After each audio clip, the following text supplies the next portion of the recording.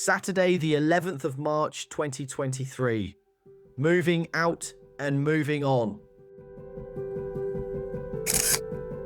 Copacabana, Rio de Janeiro. 27 degrees, hot, sunny, and a little stormy.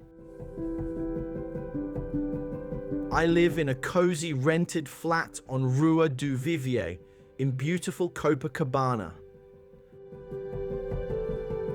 Additionally, a few 3- and 4-star hotels are located in the area.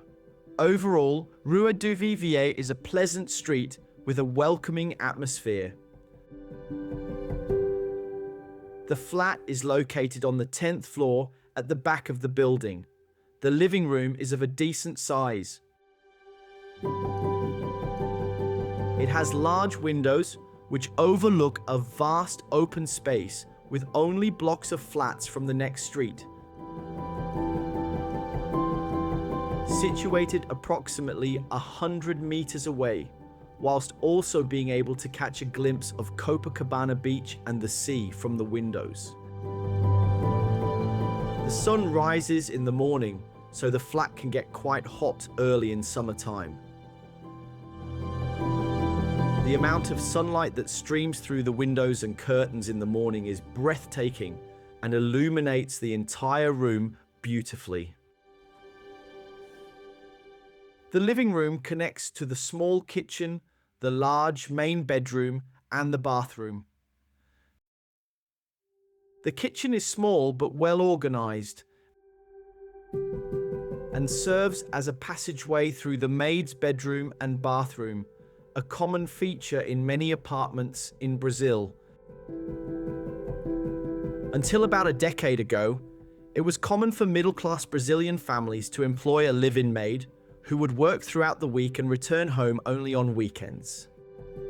However, due to government regulations and new legislation, the profession of housekeeper or servant has become more regularized,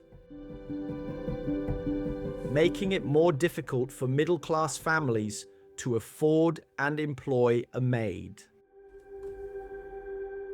I converted the maid's bedroom into Yasmin's second bedroom. The room already had shelves, so it was just a matter of painting it, adding a bed, and organizing it a little more to improve it and make it more cozy. My main bedroom is proportionally large compared to the size of the flat. As you enter, there is a fitted wardrobe next to the door. Facing the opposite wall, there is a large window that looks out parallel to the window from the living room. I made a large work desk in front of the window from plywood that sits on wooden easels. This is my workstation, my home office. It is equipped with my computer, printer, notebook, paper, pens, notes, etc. I usually work facing the window and keep the curtains partially closed due to the sun. Behind me is my bed. The energy of this setup is very nice. I am able to work well here. Now that I know that I will lose it, I value it even more. I will have to move out of my current flat at the end of this month. The reason is that the owner needs her flat back for personal reasons. However, finding a good and affordable flat in Brazil is quite challenging, especially given the country's current political and economic situation. Therefore, I am thinking about talking to my ex-wife about the possibility of temporarily moving in with her until I leave for England. This will help me sort out some things before my departure and ensure that everything is okay with Yasmin and Nalva before I leave. I have already discussed this with Yasmin for her opinion, and then I spoke to Nalva. Yasmin thought it would be okay for a brief period. She had reservations about her mother. I also think that she feels safer when I am around. Nalva accepted the idea with ease, without any hesitation. I believe that she still likes me, and that there is still some hope deep down. I have been telling Nalva for some time now that she should find a bigger and better flat, and I would pay for it. The flat they are currently living in is no longer spacious enough. During this time, I will be able to save money as I won't be paying rent for 2 places. This will allow me to pay off some debts, get my finances in order, and resolve some issues, such as getting another copy of my Brazilian ID before heading to England.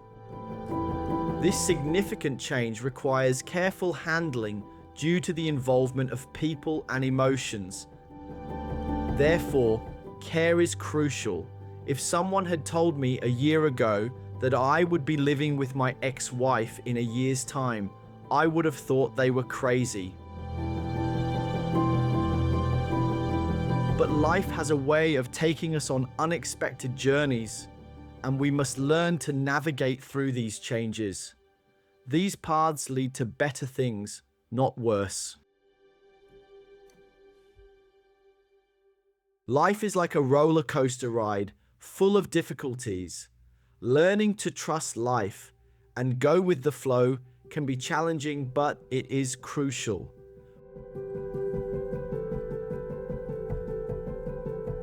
When you trust life and everything it brings your way, you also start trusting yourself more. You begin to believe in your ability to succeed, not just for yourself, but also for others. In bed by 11 p.m. Thanks again.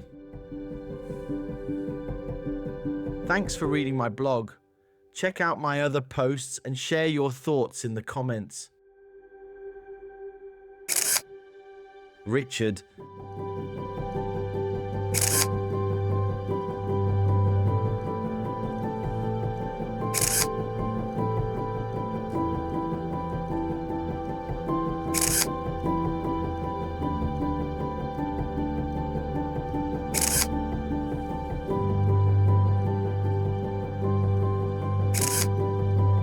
Photos by Richard George Photography.